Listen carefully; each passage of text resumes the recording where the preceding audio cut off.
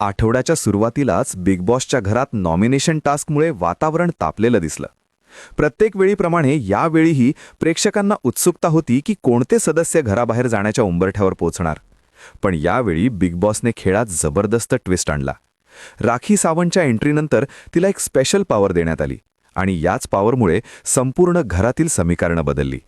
Big बॉसने घोषणा केली की सर्व सदस्य जोडीने राखीसमोर येणार आणि ज्या सदस्याला राखी नॉमिनेट करेल त्याला थेट स्विमिंग पूलमध्ये फेकलं जाणार.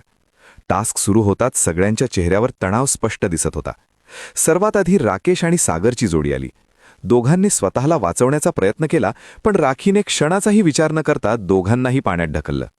सुरुवातीलाच डबल धक्का बसल्यामुळे घरातील सदस्य हैराण झाले. यानंतर रुचिता आणि तन्वीची जोडी आली.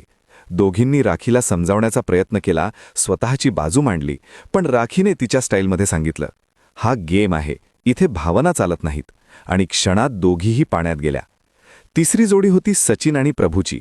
इथे फक्त एक सदस्य नॉमिनेट होईल असं वाटत होतं, आणि तसंच झालं. राखीने सचिनला पकडून थेट पूलमध्ये ढकललं, तर प्रभू वाचला. यानंतर घरात नवीन रणनीतींची चर्चा सुरू झाली. शेवटी दीपाली आणि करणची जोडी आली. सगळ्यांना वाटलं दीपाली झाली, पण राखीने अचानक गेम पलटवला आणि करणला पाण्यात ढकललं. या निर्णयाने घरातील सदस्य पूर्णपणे चकित झाले.